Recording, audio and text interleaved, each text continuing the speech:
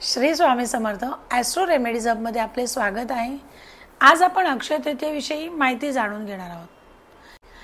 आपल्या पंचांगानुसार वैशाख महिन्याच्या शुक्ल पक्षातील तृतीयेला अक्षय तृतीया हा सण साजरा केला जातो।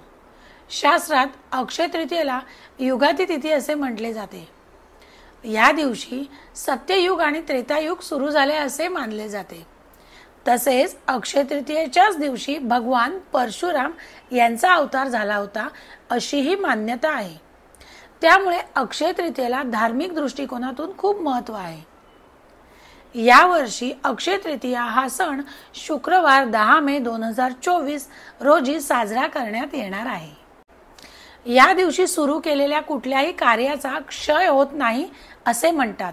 शिवाय या दिवशी आपण ज्या वस्तूंचे दान करतो त्या अक्षय प्रमाणात म्हणजे विपुल प्रमाणात पुन्हा आपल्याकडे मिळतात, म्हणजे आपल्याला मिळतात। म्हणून अक्षय तृतीयेचं विशेष महत्त्व समजलं गेलं आहे। वैशाख मासातील शुक्ल पक्षातील तृतीया ही अक्षय तृतीया म्हणून प्रसिद्ध आहे। हिंदू मान्यतेनुसार अक्षय तृतीयेची तारीख अत्यंत शुभ आणि महत्त्वाची मानली जाते। अक्षय तृतीया 3.5 मुहूर्तापैकी एक शुभ मुहूर्त समजला जातो।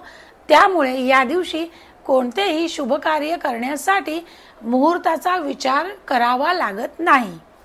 अक्षय म्हणजे ज्याचा कधीही क्षय होत नाही किंवा ज्याचा कधीही नाश होत नाही। धार्मिक श्रद्धेनुसार या शुभ दिवशी केलेले दान, पूजा, जप आणि शुभ कर्मांचे अक्षय फळ मिळते। या दिवशी सोन्याचे दागिने खरेदी करून लक्ष्मीची पूजा करण्याचे विशेष महत्त्व आहे। या वर्षी 10 मे रोजी अक्षय तृतीयेचा मुहूर्त म्हणजेच सकाळी पहाटे 5:33 पासून सुरू होतो आणि दुपारी 12:18 वाजता समाप्त होतो।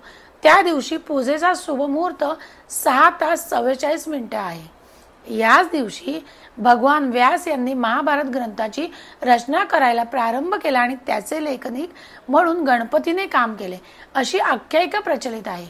या दिवशी गंगेचे स्वर्गातून पृथ्वीवर अवतरण झाले असेही म्हटले जाते। अक्षय तृतीयेच्या दिवशी देवी लक्ष्मी सोबत भगवान विष्णूंची पूजा करावी। यामुळे कुटुंबात सुख, समृद्धी, ऐश्वर्य आणि समृद्धी वाढते आणि शाश्वतही राहते। तसेच अक्षय तृतीयेच्या मुहूर्तावर तुम्ही सोने, चांदी, दागिने इत्यादी खरेदी करू शकता।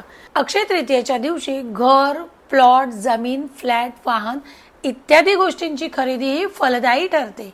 अक्षय तृतीयेला विवाह, मुंज असे विधी सुद्धा केले जातात। या दिवशी कोणत्याही तीर्थक्षेत्री आपल्या पूर्वजांच्या नावाने श्राद्ध आणि तर्पण करणे अत्यंत शुभ मानले गेले आहे।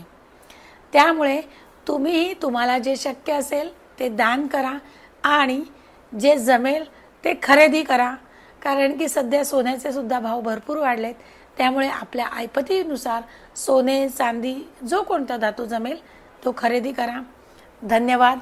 अक्षय तृतीया या सणाच्या तुम्हाला सगळ्यांना खूप खूप शुभेच्छा।